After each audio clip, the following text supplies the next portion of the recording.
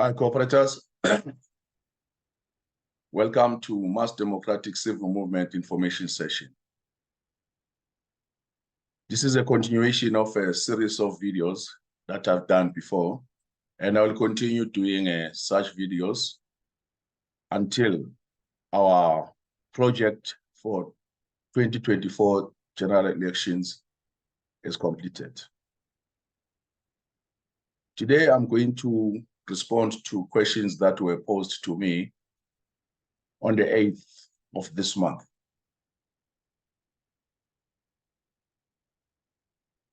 The questions relate to a number of issues that I felt that they were so important that I needed to take some time to reflect on the questions and also try and gather the views from other people in as far as what they think about the questions that were posed. And I take it that the questions were not posed to me specifically, they were posed to Mass Democratic Civil Movement participants.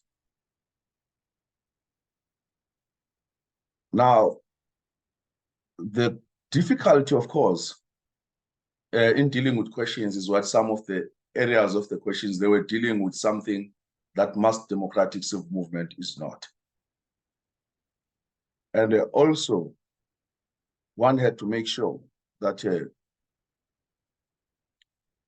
if you respond to such questions, you respond as comprehensively as possible, and also making sure that the facts are accurate, as we all know that this video would outlive all of us. The first question was regarding the ideology of Mass Democratic Civil Movement. It was specifically asked as to what is the ideology of Mass Democratic Civil Movement. In as far as I understand ideology, I can just put it in simple terms.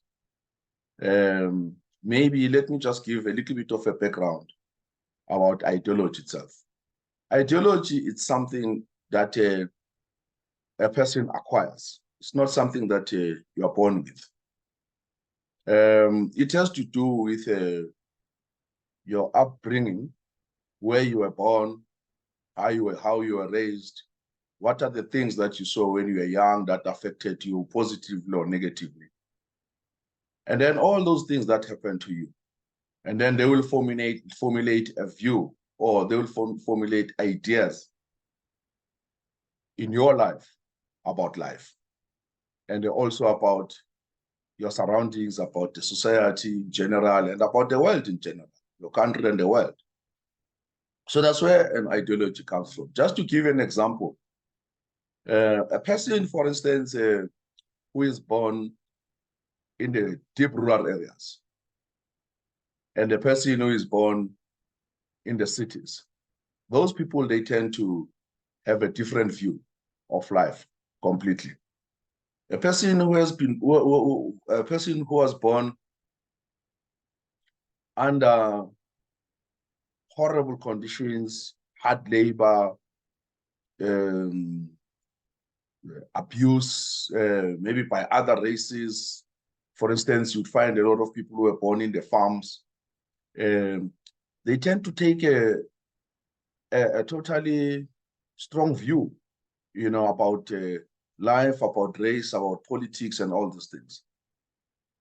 And therefore, their ideology gets formulated around those things. And I can make these examples, but I'm sure you can already see some of these people who were born in such areas, how actually they approach life as they grow up. And then, of course, you'll contrast that with a person who is born in the townships, you know, exposed to the capitalist wealth, exposed to technology, exposed to the fact that you have got to wake up and go to work and sell your labor. These are two different people. These are people who will have totally different experiences. So, having given that background, Then one would maybe zoom in and say, therefore, what is ideology? Ideology is ideas and ideals. Okay, ideas and ideals that will formulate your policies if you happen to have a position of responsibility. Of course, in this case, we're talking about a possibility of assuming positions of responsibility. Therefore, it's important to define it in that context. So those ideas and ideals, they end up getting incorporated into your political policies or economic policies and social policies. And they would actually even influence how, if you happen to be a leader of an organization, how that organization is shaped up and what direction it takes. So that's just this is not a definition from a political science book. This is just my definition, my simplified definition of what ideology is all about. And a much more simpler definition of ideology would be just a study of ideas and ideals, That's why it's called ideology, because logy means study. So that's ideology in simple terms. Now, the question asked was, what is mass democratic civil movement ideology? Now, myself, as a person who is one of those people who started Mass Democratic Civil Movement 2020. When we started Mass Democratic Civil Movement 2020, we had to sit back and ask ourselves, what is it that we wanted to do? And all we wanted to do was to make sure that the people of South Africa, us, the people of South Africa, have a voice in the political space.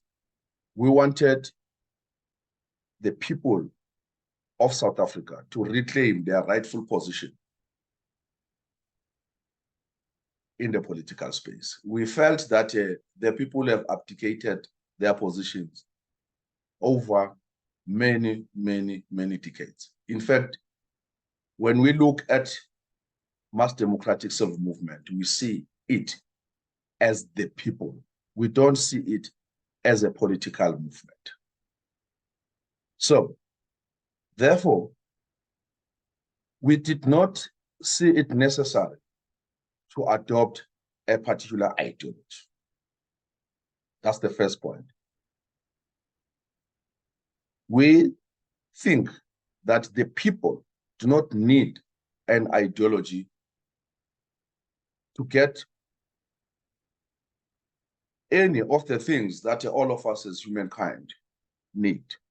Happiness, a freedom of speech, a freedom of movement, freedom of association, freedom of press, all those individuals, bread on the table.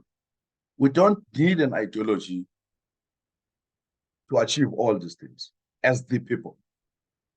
Political parties need ideologies because they use ideologies to manipulate the people. They manipulate the minds of the people. And that's how they play their game. That's politics. And mass democratic civil movement is not a political movement and therefore does not have an ideology. And it does not go around manipulating the minds of people. What mass democratic civil movement does, its job is to go out there and identify the people who can take positions of responsibility in a country or administrative positions and shape the country and lead the country to the right direction and to the promised land. So, having said that, I am quite aware that it is important to take on board the ideas of those people who feel that we should have an ideological perspective, or we should have an ideological leaning, or we should have at least something that we can say as mass democratic self-movement, or as the people we believe in and would love to see. Now, to me, that would talk to things like, what would be our vision then? What is our mission? What is our strategy? What are our objectives? What is our philosophy? What are our values? Then in that case, then if you want to call all that ideology, then be it. Then it means you would call it an ideology, we'll call it something else. But that is basically what I think would assist in terms of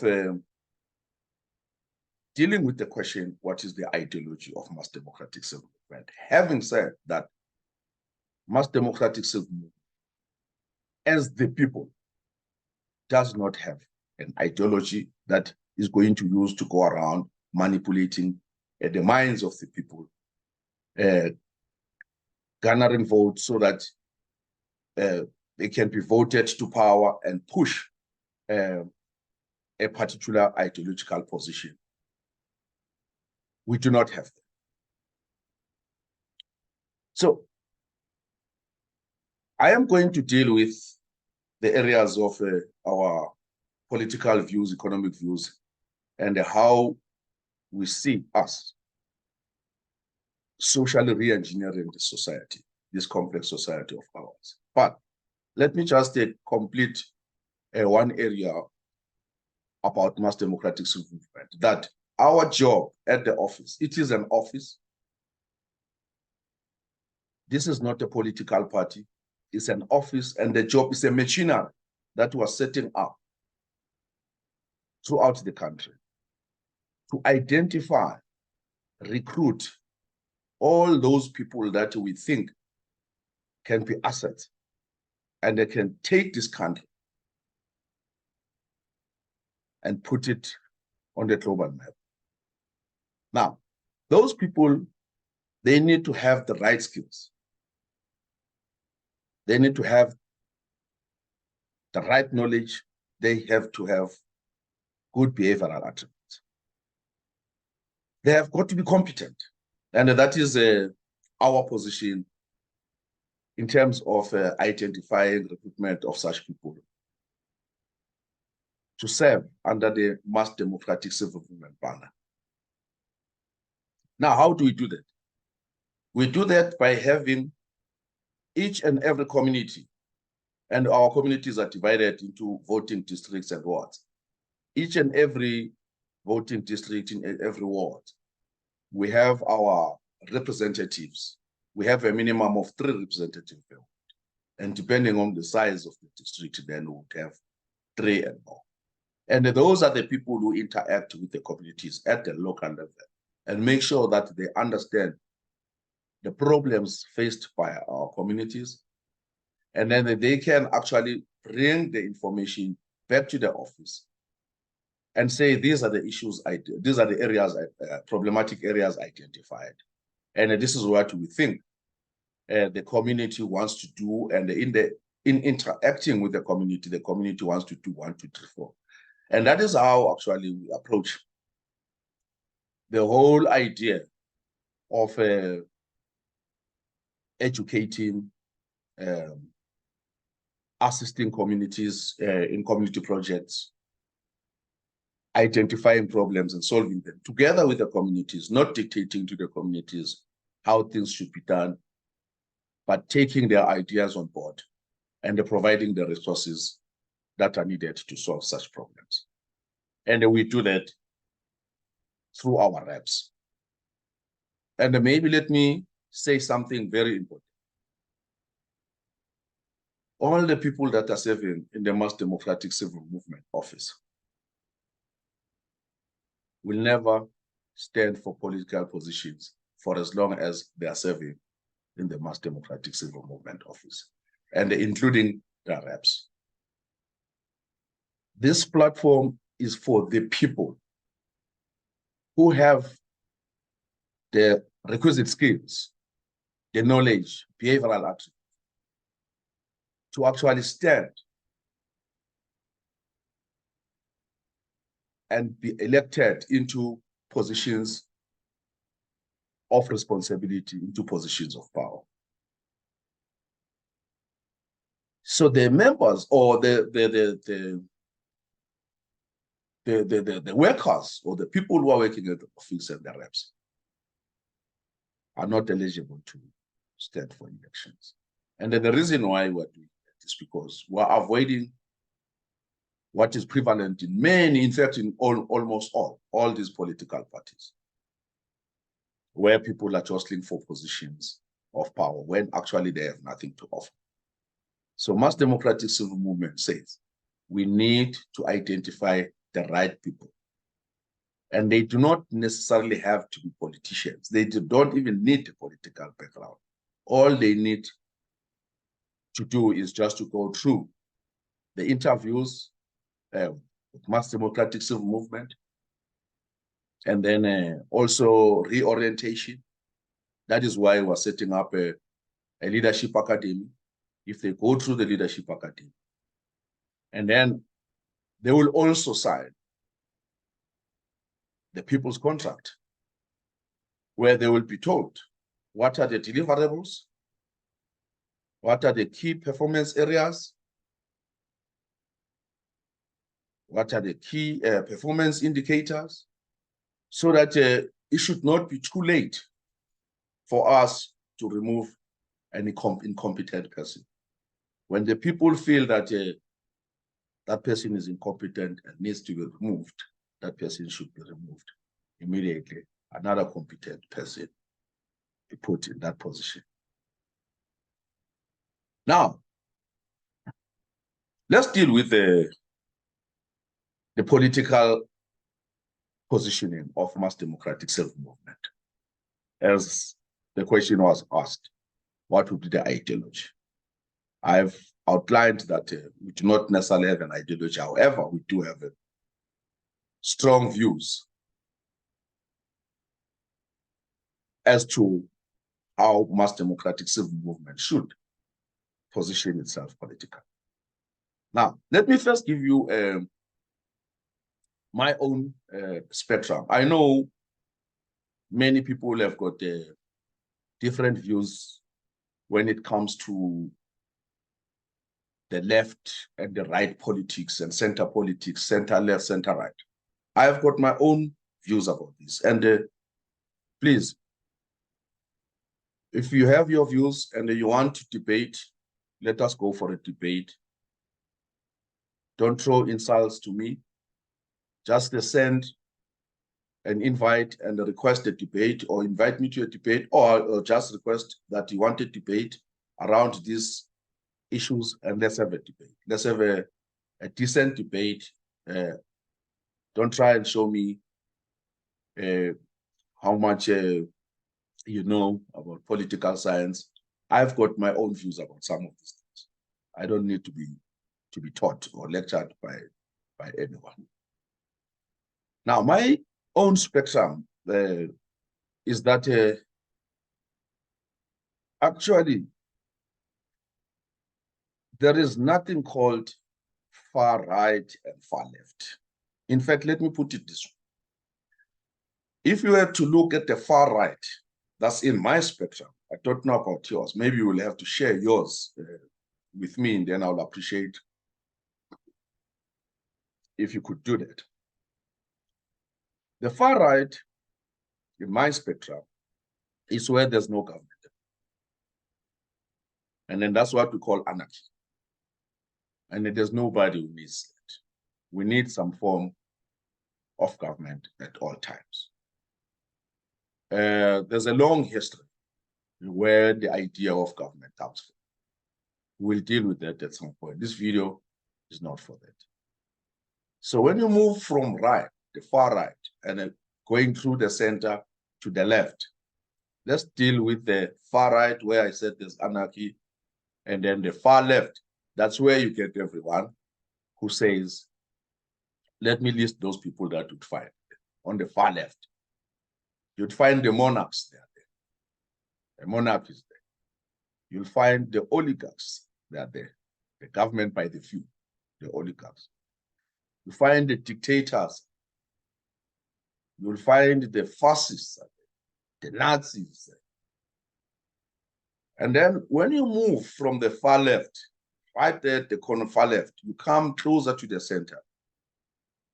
At the center, you'll find two things. You'll find the Democrats, and you'll find the Republicans. Now, in between them, that's a perfect center. Now, the Democrats themselves, what you call, let's call people who believe in democracy.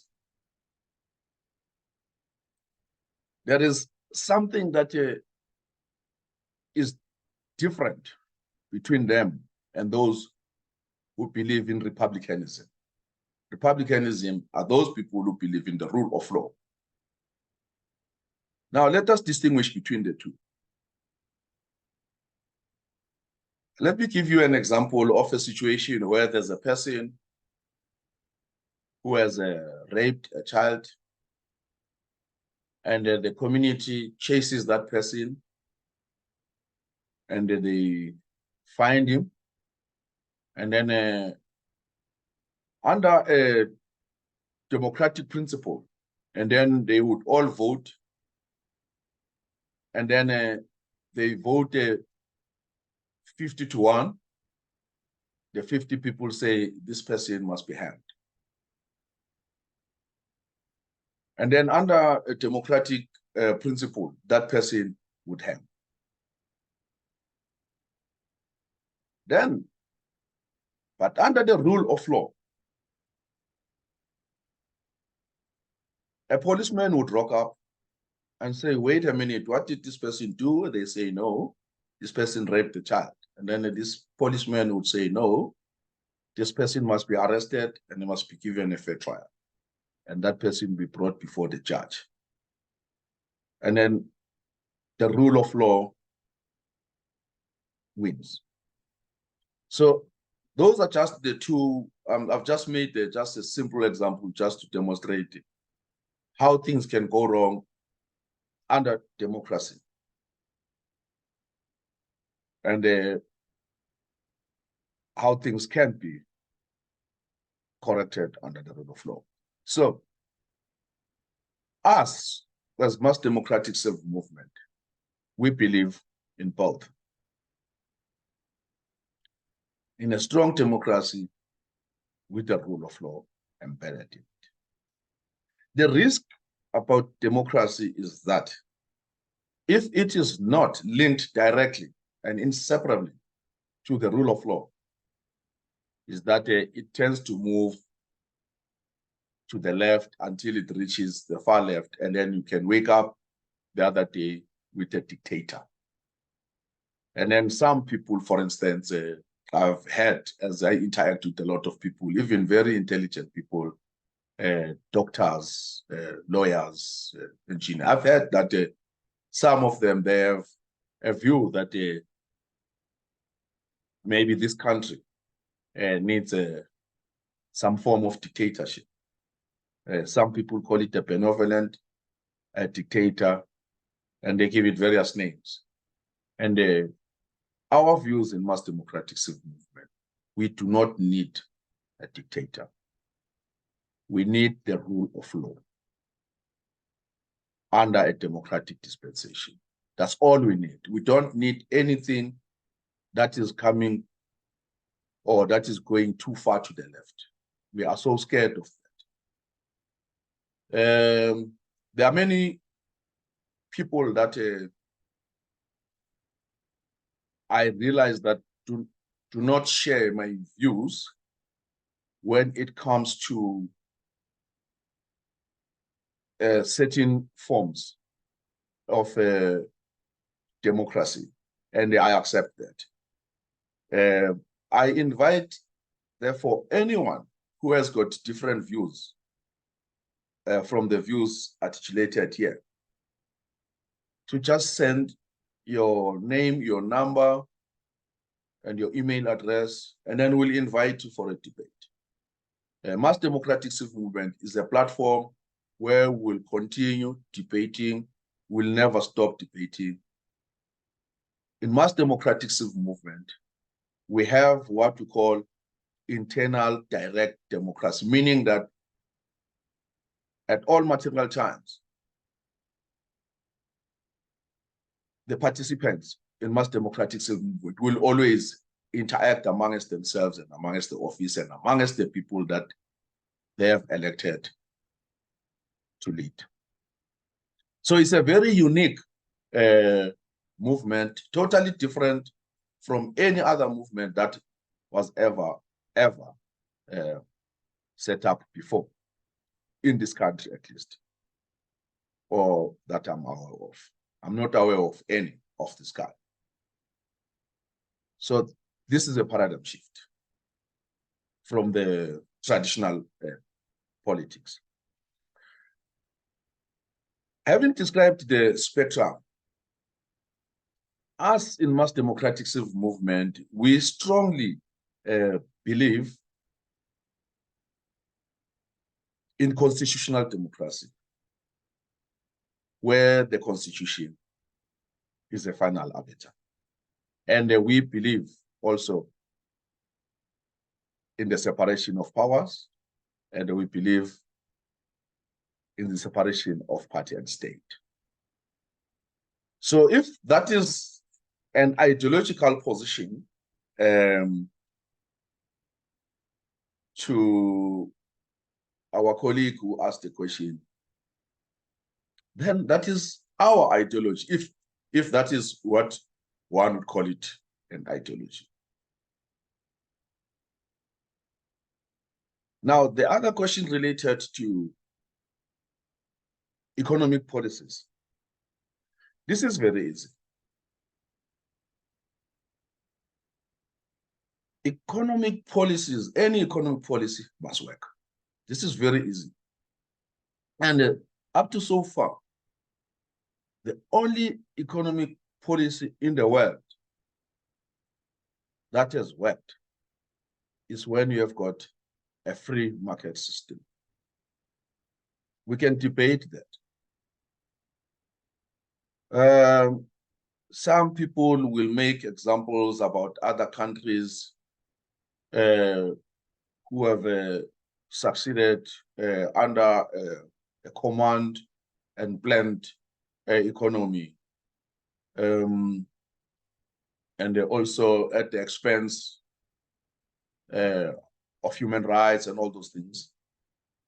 No, as Mass Democratic Civic Movement, we do not believe in that.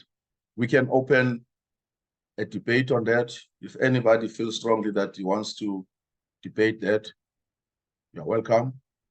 Would love to have that debate. And I have observed as well that some people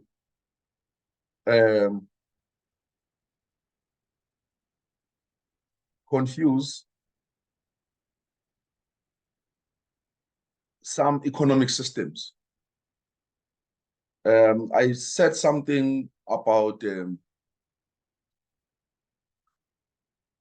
fact that I hate communism and I hate socialism. And many people had a view that those economic systems can be managed, can be modified, or maybe they can be managed in such a way that they become good. I don't think so. And maybe let me explain what do I mean by socialism as an economic system, because we're talking about economic systems here, at least myself. Whenever I talk about socialism, I'm talking about the economic system. When I talk about communism, I'm talking about economic system, because that's what they are. These are the the free market system, or what we would call, some people would call it capitalism, if you like. A pure socialist economy is planned economy, centrally planned, but the means of production are owned by them, but it's centrally planned. That is what I'm totally against. And also, a centrally planned economy is where the people, though they own the means of production, the distribution of the products and services would be according to each one's need and each one's capacity. So the fact that there's a central planning already, to me at least, and to some of the people that I work with at the office, is disaster. We don't need that. Human beings do not need that. Human beings are intelligent enough to can control themselves. All they need, they just need a government that can put the laws that can enable the people to run the economy themselves. They do not need a government that is going to plan the economy. That is the crux of the matter here when we talk about socialism, at least myself. I don't know what other people understand about socialism. That's what I mean when I talk about the fact that I actually hate. Now, social grants are not socialism. Social security is not socialism. Social businesses, like cooperatives, it's not socialism. Those are businesses that are structured in such a way that the people can cooperate amongst themselves. So I disagree with those who suggest that the fact that we have a cooperative called Pro-Medical Primary Cooperative, then we are actually supporting socialism. No, that's not, I mean, at least myself. And if it means that to other people, well, be it. But from my side, that's not what I mean. I don't even want to talk about the extreme part of socialism, or the next step from socialism, which is communism, because we all know what it is all about. And let's leave it for another day. For those people who would like to engage in a debate, let's engage in a debate. I prefer debate than WhatsApps, because the WhatsApp, you text, but you cannot engage with the person, ask questions, get clarifications as quickly as possible. It takes too long to text. Yeah. Right, socially, we as mass democratic civil movement believe that the vulnerable people need protection. By the way, before I forget, on our economic beliefs or principles, we believe that the government need to support businesses. The government needs to support entrepreneurship. The government needs to educate its people. The government needs to make sure that its people innovate. It needs to support research. It needs to support innovation. It needs to make sure that the business entrepreneurs, they flourish. That's the duty of the government.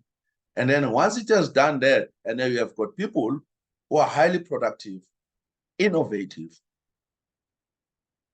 and then the economy is growing, then the government can tax successful businesses and be able to subsidize those who are vulnerable.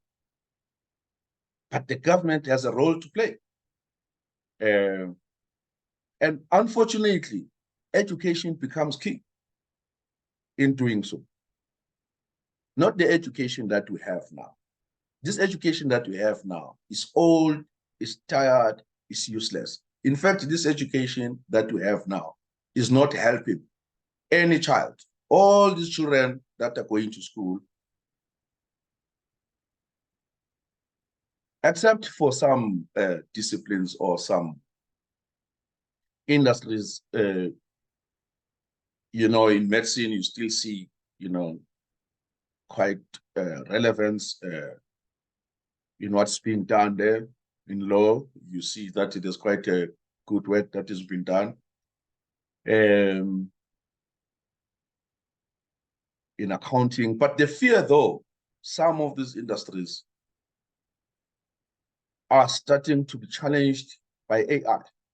And I can see that the children of today are not actually prepared for what is actually going on in the world and what's going to happen in the next 5 years.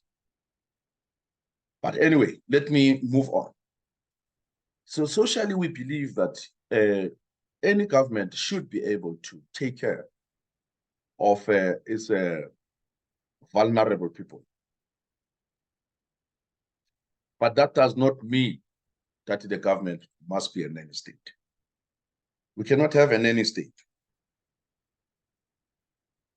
The government needs to support those people who are able to stand up and fly. Entrepreneurs who are going to start business, innovate, and it needs to be able to support them. The idea of funding via the state-owned bank, I don't think is going to work. And what we need the banks that are owned by cooperatives. The cooperatives need to run the economy. The economy should sit on the hands of the cooperatives. That's where the economy should be sitting, on the hands of the cooperatives. And the cooperatives must be sophisticated, and they must innovate. They must be highly educated. They must research. They must create new businesses, and they must be successful. Of course, individual businesses are also okay. Individual who doesn't want to be part of a cooperative, there's nothing wrong with that. The difference is that cooperatives, this is a group of people who come together because they have got a common goal, and they want to club their money together, and then so that they have strength together, and then they start something, and then they grow. At some point, they can decide to stop being a cooperative and go as individuals. It doesn't matter. It has happened in Germany. It has happened in Kenya. It has happened in many other parts where, in Canada, you name all these countries where cooperatives were strong. Once they made success, and then they decided to go each other's way. There's nothing wrong with that. At least they were playing part in a capitalist system, and they're uplifting themselves in a capitalist system. They did not call for socialism. They did not call for communism. They decided to be cooperatives and work together for common good, and they became successful. Now, education is critical, and the idea of still continuing teaching all the nonsensical languages, teaching history, it's a waste of time. The world of today does not need all those things. The world of today needs coding. We're going to be speaking in codes. All these things are going to fall off. Languages, people can learn these things when they are relaxed or having beer, or, you know, these days we've got so many sources of learning. You know, we've got everything on YouTube.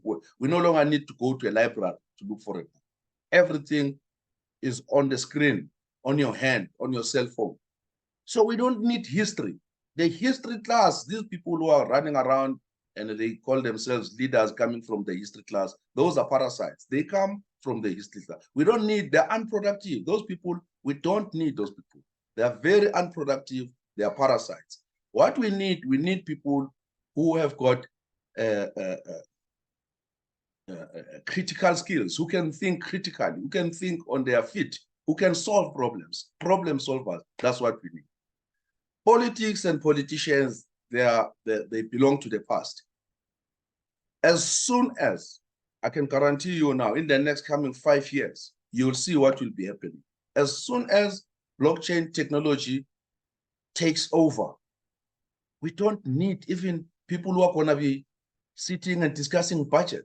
We are going to program things. There's no need for politicians to be issuing any tender, paying service providers, participating in corruption. All those things will be things of the past.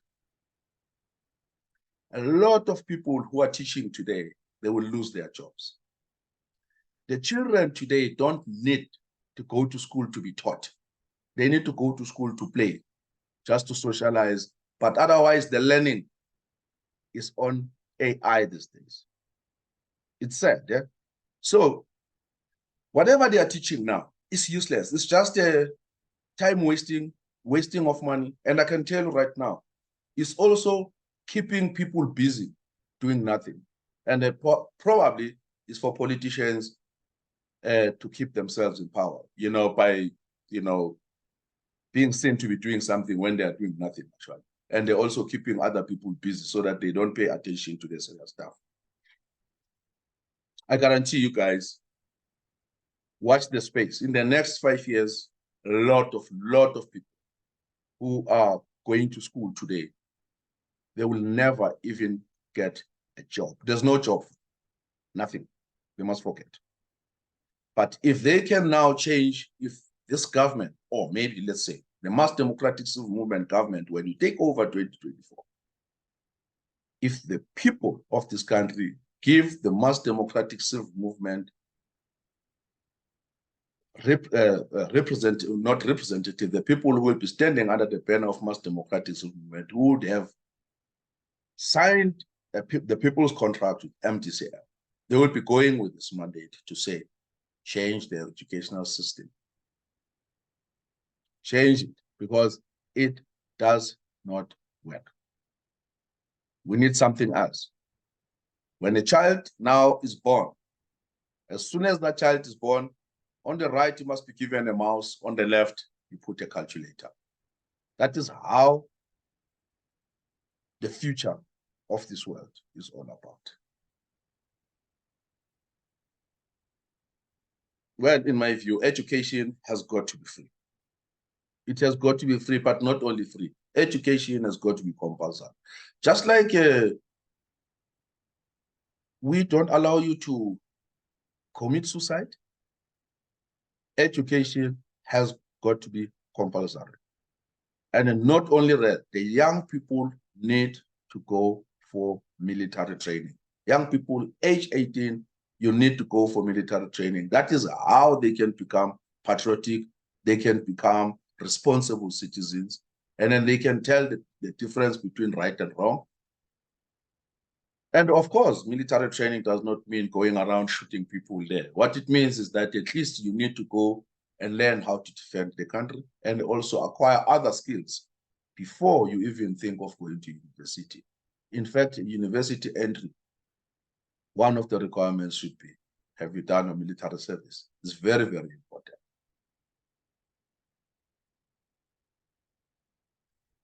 We can debate that. It's open for debate if anybody wants to say that, to debate that. When it comes to health, all these things that I'm talking about is what my esteemed colleague asked. When it comes to health, health has got to be free to all those people who cannot afford it. No one shouldn't be turned away from a health facility because it doesn't have money. But those who have money, they should pay. So we're talking about a mixed healthcare system here. I'm aware that even today, I mean, people are not turned away from hospitals, but the problem, we don't have a health system that is functioning. I can speak the whole day about that, but this video is not there for that. When it comes to NHI, I support NHI, and the Mass Democratic Civil Movement supports NHI, big time. But the problem is that fund should be on the hands of the doctors. I can tell you now, and I'm not mincing my words here, it must be on the hands of the doctors. Just like the justice system has got a budget, and then the doctors, there must be a minister of health who is a doctor, and then that budget must be allocated, and the doctors must make sure that the people in this country are happy. They know how to do it. And you know why they know how to do it? It's because they are the engineers of the science. Most of the doctors today, they have specialized in various fields.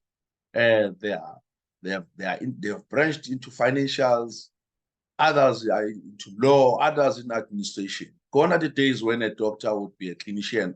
It's just a person who's going to look after patients only, knows nothing about money. That is why I hate people who say doctors must just look after patients and forget about money, as if doctors are fools. Doctors are intelligent and they know a lot of things these days, and they learn fast as well. So you cannot even come close to them when it comes to learning. They learn fast.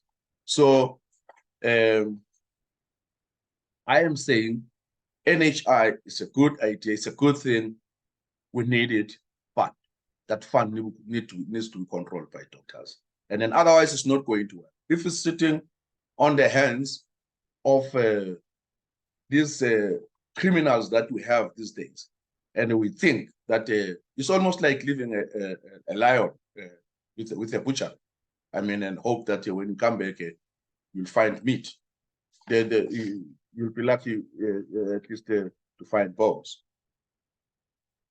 So the other question was, what are the differences between mass democratic civil movement and the other parties? I have already indicated that mass democratic civil movement is a civil movement, it's not a political movement. That's the first difference. And the second difference is that mass democratic civil movement is an office, it's a platform. We use reps to interact with our communities. We don't establish branches. We don't have branches. We don't take a subscription from members. We only take donations from supporters and sympathizers. We don't have card-carrying members. It's enough that the person is a citizen of this country and has got an ID. That makes you a member of mass democratic civil movement, because at least you are eligible to vote. We don't have what you call it centrism. There's a policy, or what they call democratic centrism. We don't believe in that. We believe that human beings or participants in mass democratic civil movement, they are intelligent enough, and when they have been trained and they have been guided and they have signed a contract with the people, they'll do the right thing. Because if they don't do the right thing, it will be easy to remove them.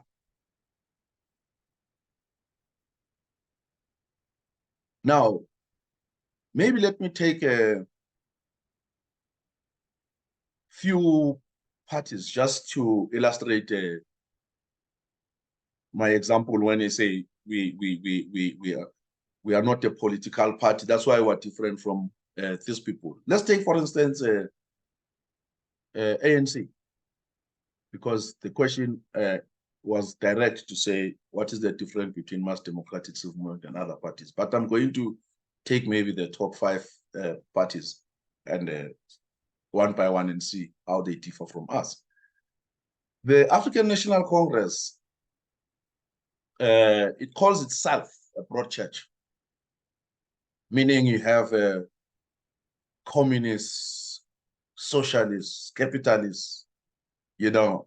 I don't know if we also have anarchists, you know, maybe we have a little bit of dictators, I don't know. But anyway, that's what it calls itself. It says a broad church. If a broad church, then it must have everything. Probably must also have criminals. Now, in that regard, I would say, as the people,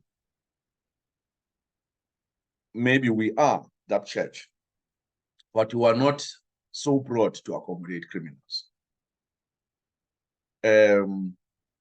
We accommodate ideas. There will be those, for instance, who feel that perhaps mass democratic civil movement should be supporting candidates who have got a socialist or communist agenda, and that would disagree with, because that is not what we think we should be doing, or the direction we should be taking. But of course, at the end of the day, it will be a question of engagement with the people that we seek to represent or serve. And there's something interesting as well with the ANC, is that Now and again, when they emerge from their conferences, they will always come out and say they still believe in national democratic revolution. And I don't know if national democratic revolution still means what it meant decades ago, but I know it is a communist document. It's a document that says we are moving from capitalism through socialism into communism. If it still means that we are far apart with it, we don't believe in that. We believe that is nonsense. Socialism, what you call pure socialism, like I've told you, the central command economy, guys, is outdated, is tired. You don't need that in this country. And that is what actually brings about dictatorship. If you want a dictator, you go through such, you go with such economic systems, then you'll wake up one day with a dictator. Mass democratic movement is a free society. We believe in all the freedoms that I've mentioned. So that's the difference between us and ANC. We don't have branches. We don't want branches. And they like branches because that is where they manipulate a lot of votes and all those things. And they concoct, the chaos right from there and then up until it goes to their conferences, elective conferences. There may be other things that I'm leaving out. Probably they will come out when actually we are in a debate. And by the way, I must say that there are debates that I'll be organizing very soon. And please, guys, if you want to participate, just indicate, send a WhatsApp and say you want to participate in a debate. We'll be sending invites, it will be Zoom debates, sending a lot of people. This is a culture of mass democratic movement. We keep on talking as long as we respect each other. And then you just tell us what you think, give us facts, and then that's it. And we want to educate the people of South Africa. It's not about me, it's not about you. It's about all of us. So when it comes to DA, there's quite a lot of things that in common. The only thing that I personally, and of course at the office we had a view on, was that DA tends to have issues when it comes to issues of redress of the imbalances of the past. And that to me is very problematic because it is true that Black people suffered a lot during apartheid and they were kept backward. I'm not saying racist policies are good, but I believe that some form of reparations are important, they are necessary, they should be done, they are moral, they are legal, and they are good. I mean, that is how you would say sorry to someone if you have wronged someone. But to say we don't need that, let's move on, sometimes it becomes a little bit difficult. Not even a little bit, it becomes too difficult for some of us who come from that era. Having said that, there are different ways of redressing the imbalances of the past. And for me, one of them that we would have done immediately,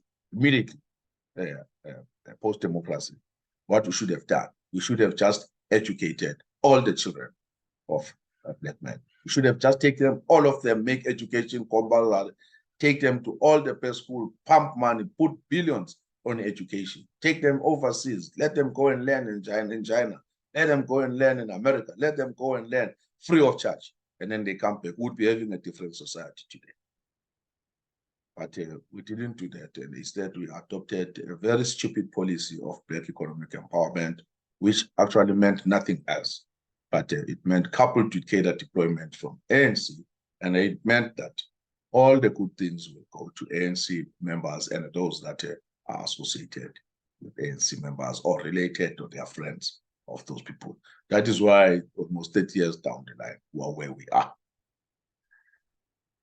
Bosa, I don't know much about Bosa Musimaimane, but there's something in common between all of them. Musimaimane, DA, and they believe in this so-called democratic centrism. And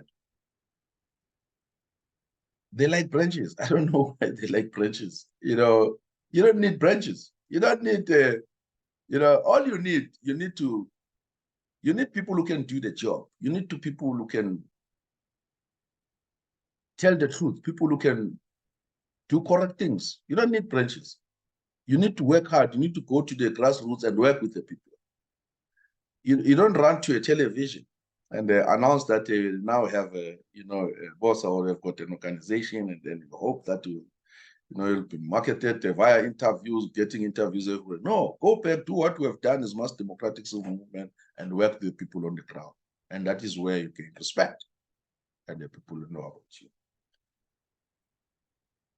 EFF, we are totally divergent. I mean, I don't even know what to call EFF. I don't know. It's so sad. These people, they're young, they're supposed to be thinking and planning and, thinking almost like thinking about people who are going to Mars, and they go and fetch an old ideology, and they come and say they are educated, and then now I wonder because I mean, what is this education? Where is this education? Is history education? I don't know. They say they studied political science, and now so they're very educated, more than anybody else. And to me, to be honest with you, these are the people that this country does not need. These are nothing else but pure parasites. There's nothing they can offer. Nothing. So we're totally divergent. Communism, no. Socialism, no. Basically, they even teach, they've got some classes where they teach communism. I think so Sintrosi is teaching, and I think he wants to be a lecturer now or something like that.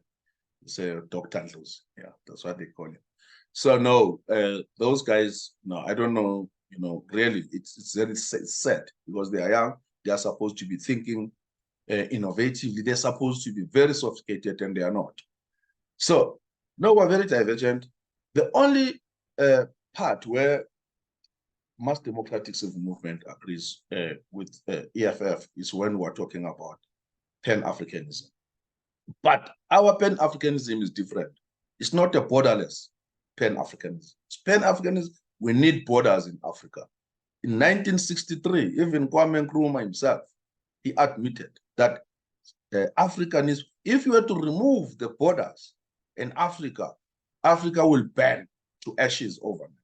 You can go and listen to Julius Nyerere, all the top leaders of Africa, they agreed that leave those borders. Yes, they were created by the Berlin Conference, we know that, 1884, but you cannot touch those borders. You touch those borders, the whole of Africa will burn.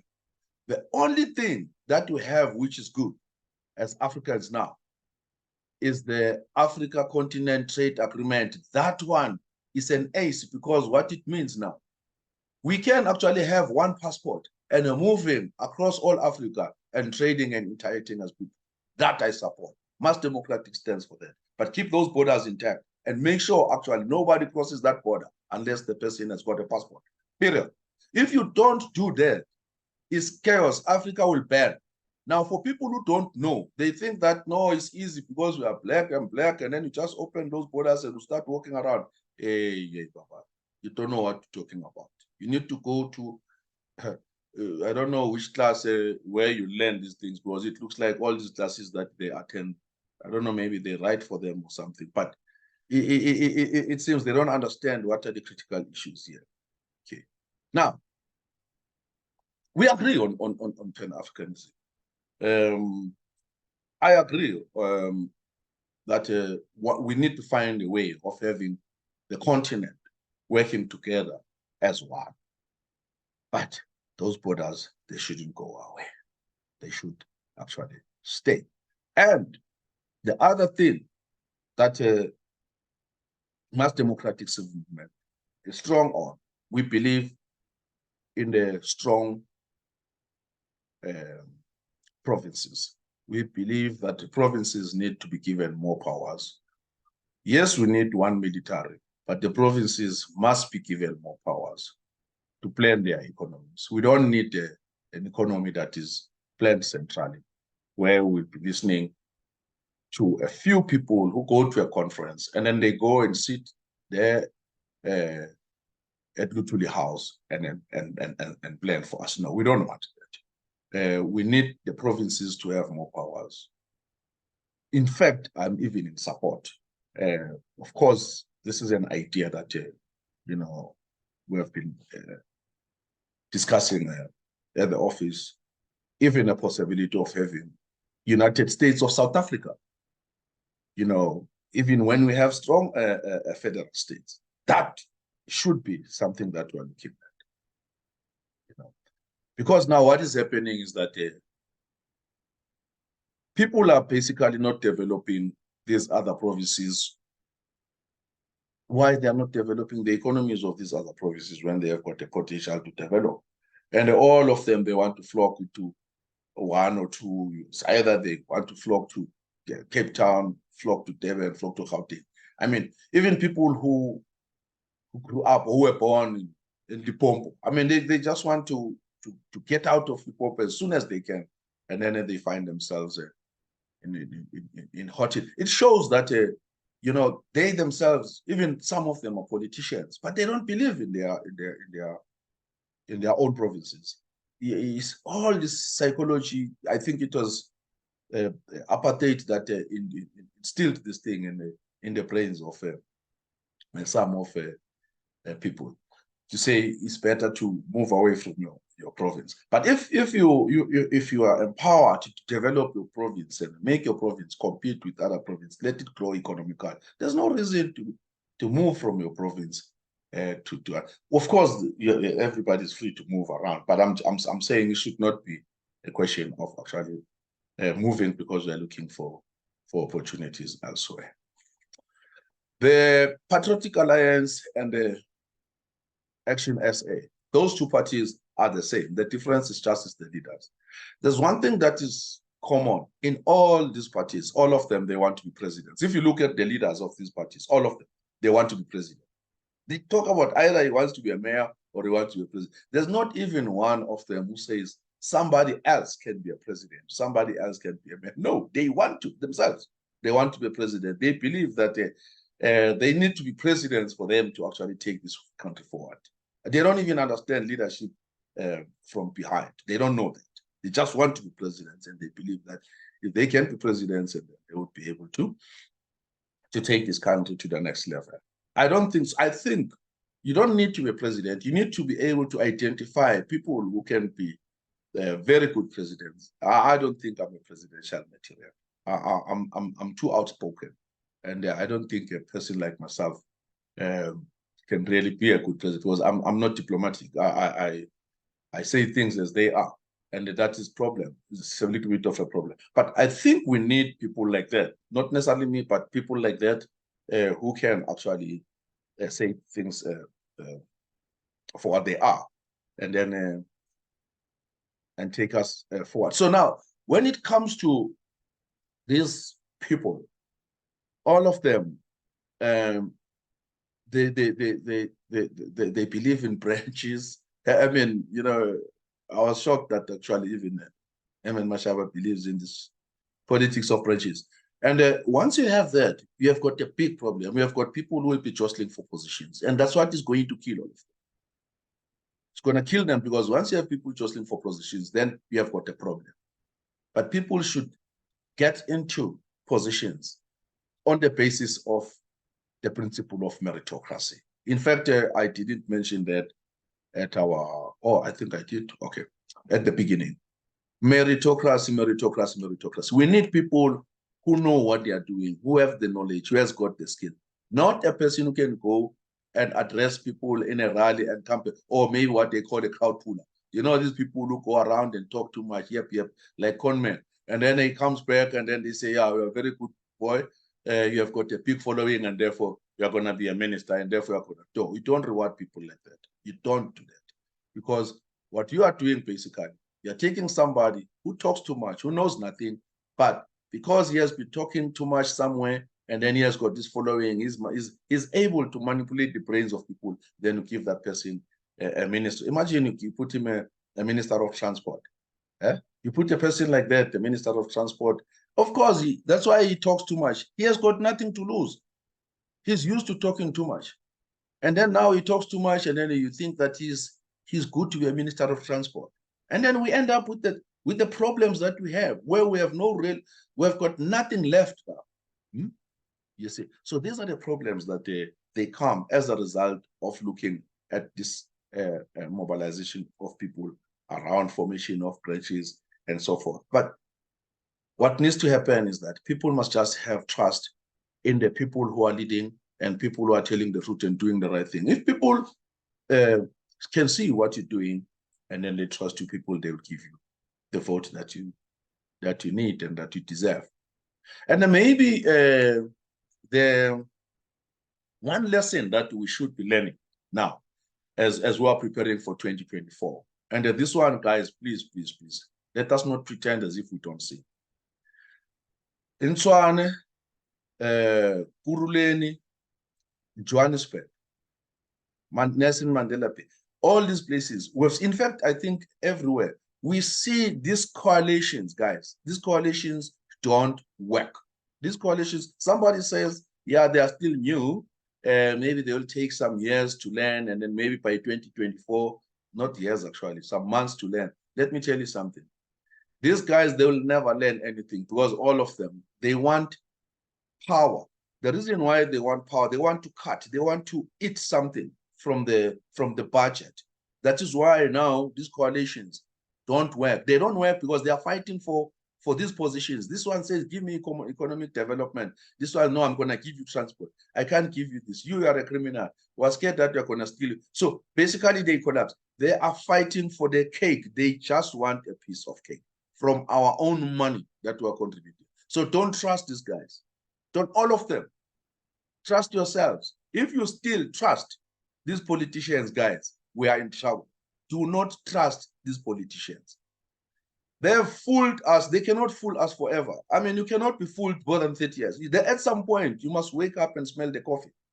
You must see that you are being robbed, broad daylight. Your contributions, everybody's paying tax here. Even those people who are not employed, they're paying VAT. So everybody is a taxpayer. We're taxpayers. Now, what is happening here is that our monies are being shared by these few criminals that are voted in, that call themselves the politicians. We have got to remove these people. We don't need politicians anymore. We need the people. The days of politicians, guys, are over. Politicians, they came to existence because those days, people were not sophisticated. It was just a few people who knew what was going on. And most of the leaders, they would be coming from certain families, and they would be having a certain kind of education. And then they would have an advantage over the general population. And then they would end up being taking political positions. These days, the society itself, or our communities, are sophisticated more than the politicians. So we need to remove them now. We don't need them. They have served their purpose. Remember, the politicians came in after the collapse of the dynasties. So yes, they did play their role in bringing about the collapse of the dynasties. But their time is also over now. Every time needs change. There's, there will always be changes according to a certain period of time. Now, this is a time when the politicians are supposed to be taken out of the game and the people are supposed to govern. This is our time. We need to remove these people. All of them. All of them. There's no one who's better. You mentioned all of them.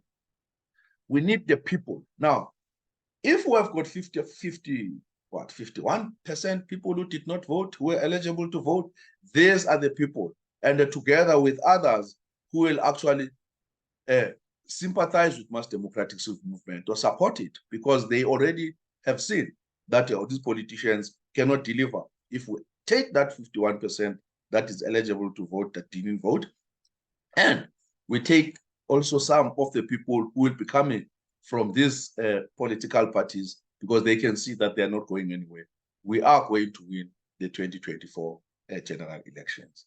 But of course, we need to start debating, we need to start talking, we need to spread the word.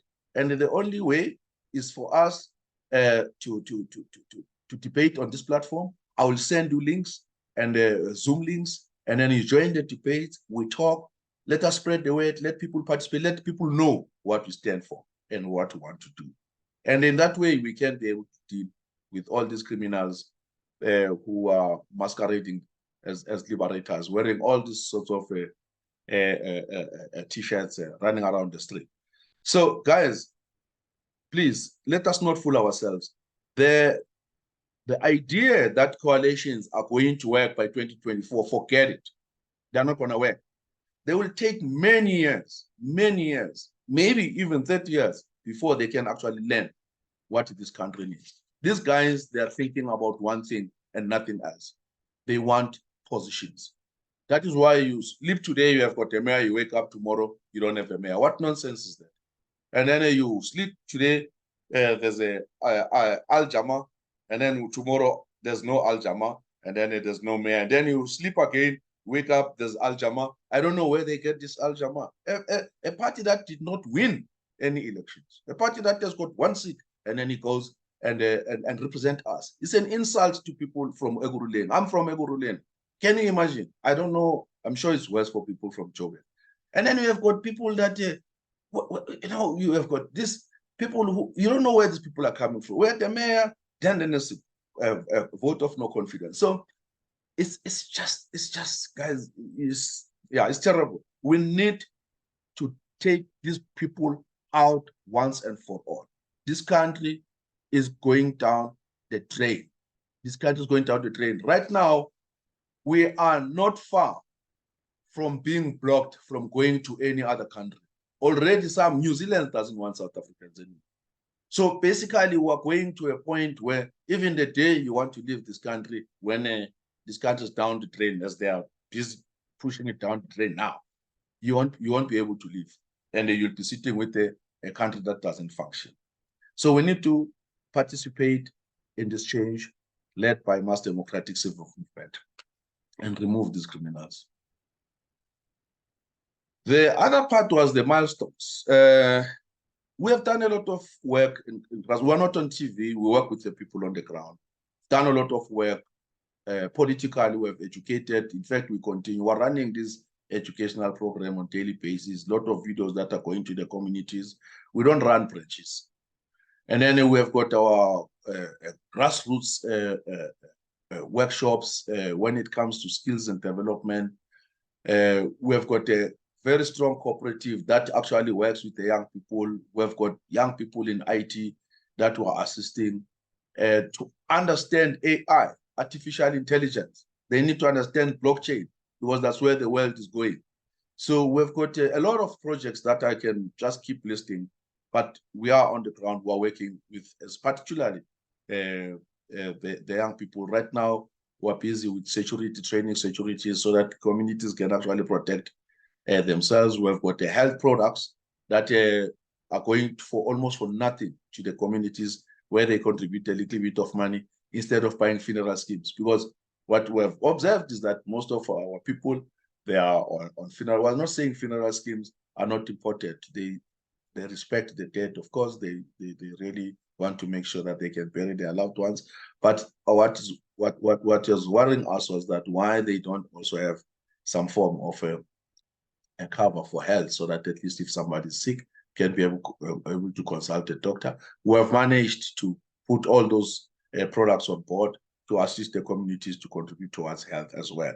And we're educating them, and they really welcome our education, and they love it. And we've got a lot of incubators for young people where they want to start businesses, and then we guide them how to start business and flourish. And the core we always mention to them is that computer literacy is very important. In fact, coding is very, very, very important. And most of them, I mean, I can guarantee you in the next coming 5 years, they'll be fine. So there's quite a lot of projects that we are still going to do with the communities. And I've said that the communities get engaged by the reps, and the reps, they would inform us what a particular community needs and what is in their mind, what they need and how they want it. And then together, the community, the reps and us, and then we come together. We mobilize the resources, and the renovation of tennis courts, football grounds, and all those things. there's sports, there are certain women who are running sports clubs for young people. So we're working with all those people. So we're quite involved. We're not on TV, but this for us is practical. We have got presence, and this is not like something for 2024 in the general elections. It will be our continued presence as mass democratic civil movement, as the people within the people. Now, the other question related to the defense against the political players. Look, it's very simple for us. If you keep to your lane and you talk about things that you are going to do, and you stop talking about other people, focus on what you're going to do, and you do what you do best, and you walk the talk, and then you have no issues whatsoever. You'll have no problems with anyone.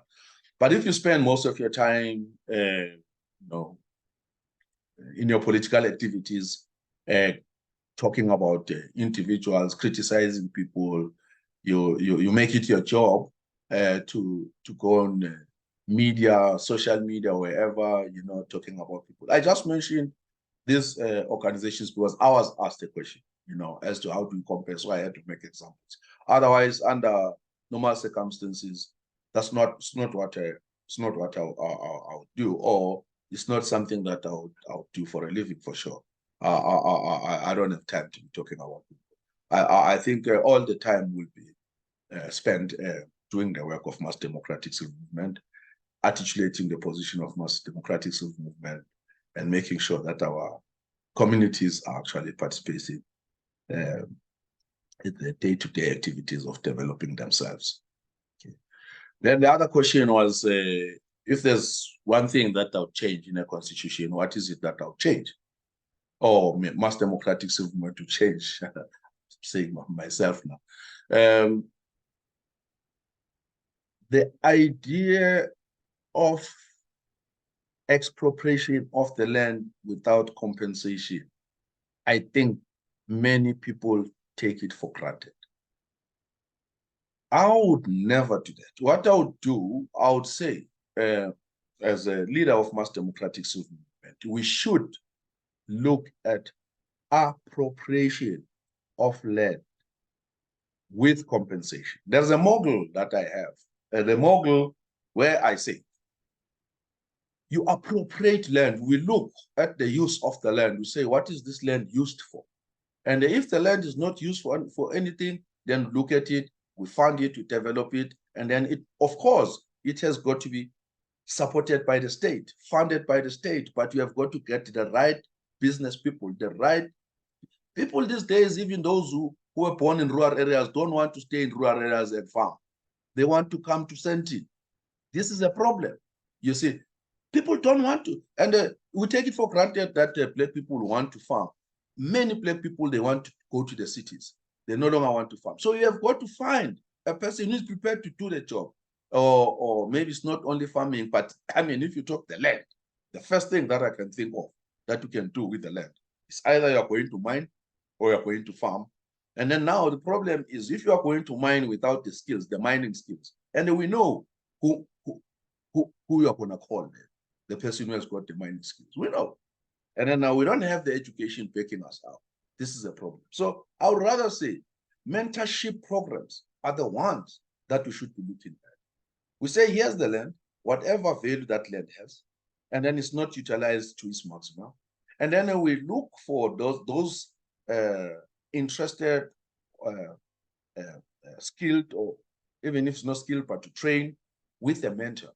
And the mentor does not have to have color. Because if you still believe in racial politics, racial economics and so forth, you're going to have a problem. So you get the mentor, say it doesn't matter the color of the mentor, you're going to mentor this black guy. And then this black guy is the one who actually wants to do this. And then get that person trained, and it can be mentored. And then we compensate the mentor and say, look, for you to mentor this one, this is how we pay. And then, of course, the land should have been acquired with value. If you take something with value and you give it to another person for free, the value is lost. So I don't believe for a second in expropriation of land without compensation. You will have Zimbabwe the following day. If you want Zimbabwe, well, you know, if you have never had one, you don't know how it feels because you have never lived in Zimbabwe. People of Zimbabwe know what Zimbabwe feels like. They know what it means to be a Zimbabwean. So the day you do silly things like that, of grabbing land from people, just like that, that's the day you'll wake up with a Zimbabwe. And I can tell you, I don't know where South Africans are going to run to because nobody wants us anywhere. And we're the last to be liberated in the continent. I don't know where we're going to go. So we've got to be very careful when we talk about these things. We can debate, you know, until the cows come home. It's all right.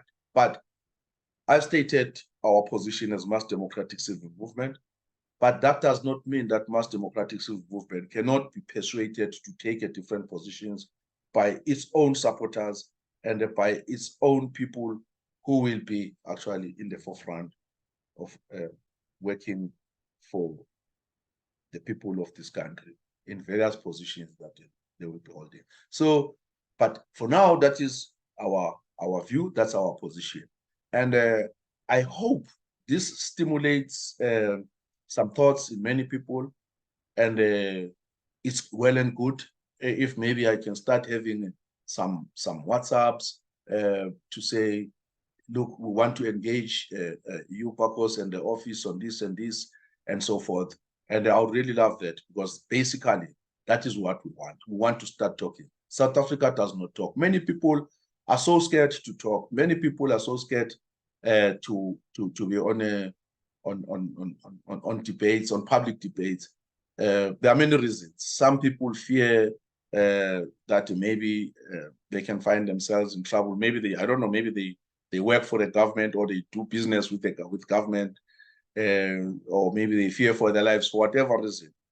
Some people they like just ending up texting on WhatsApp, which is okay, but I think it's limited. You know, we can't engage you, you know, on a WhatsApp, and then sometimes you sound very, very intelligent on a WhatsApp, and then but when we start talking now about some of these things and asking questions, and only to find that somehow someone falls short.